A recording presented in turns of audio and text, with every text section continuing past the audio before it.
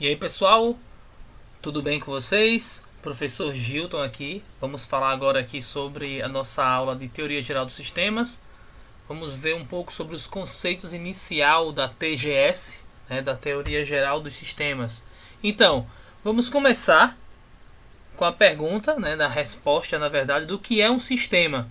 Segundo o próprio dicionário, o sistema é um conjunto de elementos, concretos ou abstratos, intelectualmente organizados, ou um conjunto das instituições aí econômicas, morais, políticas de uma sociedade a que os indivíduos se subordinam. Ou seja, tem até um exemplo aqui, os hippies rejeitam o sistema. Então o sistema pode ser esse conjunto de elementos ordenados, que é intelectualmente organizado, certo? Ou pode ser também esse conjunto aí de instituições. Mas, na verdade, o sistema ele surgiu da Teoria Geral dos Sistemas, ou da TGS. TGS foi um termo aí que surgiu na década de 50, 1950. Esse biólogo aí, Ludwig van Bertalanffy, ele propôs aí a questão da Teoria Geral dos Sistemas. Na definição original da teoria dele, sistema é um conjunto de organismos vivos que visam atingir um objetivo comum. E tem por objetivo melhorar a compreensão a respeito de sistemas. Ou seja, a Teoria Geral dos Sistemas é a base para a gente poder entender essa compreensão de sistema, tão necessária para quem trabalha na área de análise e desenvolvimento de sistemas. Essa TGS, a Teoria Geral dos Sistemas, o conceito de sistemas em si, pode ser aplicado em diversas áreas e em todos os tipos de sistema. Ou seja, é algo que você falou em sistema, você pode aplicar nesses conceitos e esses fundamentos. É considerada uma área interdisciplinar e possui conceitos, fundamentos na biologia, na filosofia, na sociologia, psicologia, administração, na própria computação, entre outras. Aqui tem um exemplo de como a gente pode aplicar a TGS. Nessa hierarquia aqui, a gente tem a grande classe aí, que é a Teoria Geral dos Sistemas, e delas derivando aí algumas outras áreas, e dentro dessas áreas a gente tem aplicações e sub-áreas que trabalham com sistemas. Então, vindo da Teoria Geral dos Sistemas, a gente tem a administração. Dentro da administração tem sistemas de informação, isso mesmo, sistemas de informação eles estão estão subordinados de certa forma à área da administração. Na sociologia a gente tem os sistemas sociais, um dos sistemas que tem dentro da sociologia, sistemas sociais. Na astronomia a gente tem o sistema solar. Na fisiologia, a gente tem sistema digestivo, sistema circulatório, entre outros sistemas aí do corpo humano. Então, isso mostra que esses sistemas, dentro das diversas áreas, todos eles herdam aí as características e os conceitos advindos da TGS. Agora, vale a gente pensar que atualmente os sistemas eles estão presentes aí em toda parte. Em tudo que a gente vai trabalhar tem essa questão dos sistemas. Então, a TGS ela também foca e diz o seguinte, os sistemas estão presentes em toda parte. Atualmente, a gente fala a palavra sistema como se fosse um slogan. O sistema caiu, o sistema não presta, o sistema é bom, o sistema não sei o que. Então, é quase um slogan. A gente usa como indescaradamente assim, como se fosse realmente um slogan. Porém, é um conceito que está presente em todos os campos, da ciência principalmente, mas que ele teve assim um grande destaque após a Segunda Guerra Mundial. Principalmente aí quando as tecnologias elas passaram a adotar essa chamada visão sistêmica, que deixaram de ser aquelas máquinas isoladas e passaram a ser sistemas, principalmente aí na segunda Revolução Industrial, que é exatamente aí no pós-guerra. Então, exemplo, sistemas de máquinas a vapor, sistemas de automóvel, entre outros sistemas que surgiram.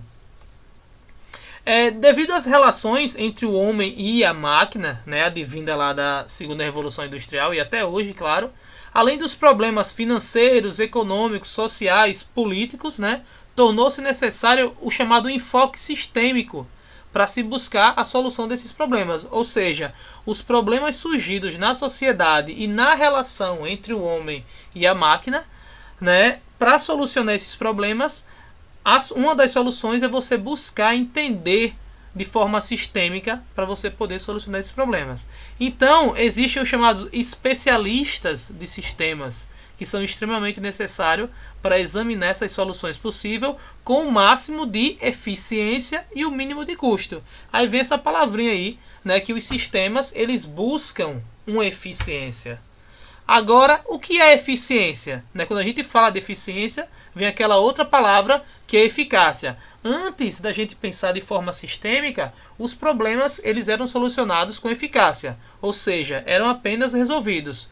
Quando você pensa de forma sistêmica, começa a colocar sistemas para resolver os problemas, o sistema ele consegue otimizar e padronizar as coisas, trazendo a chamada eficiência na resolução de problemas. Então, de forma bem simples, eficiência é um ato de você fazer certo as coisas, enquanto que a eficácia é o ato de fazer as coisas certas.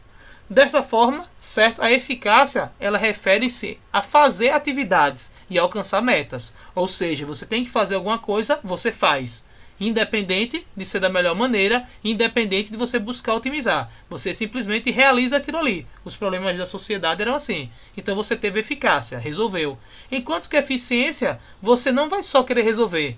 Você vai fazer as coisas de maneira mais rápida, porém de forma otimizada. Você vai padronizar aquilo ali para que outro momento que surjam esses problemas, você já vai ter um caminho.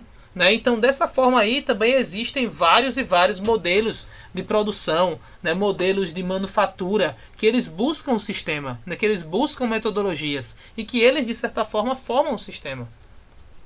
Então, exigindo assim técnicas complicadas e também a utilização de computadores, que os computadores eles vieram a facilitar na execução dessas tarefas complexas.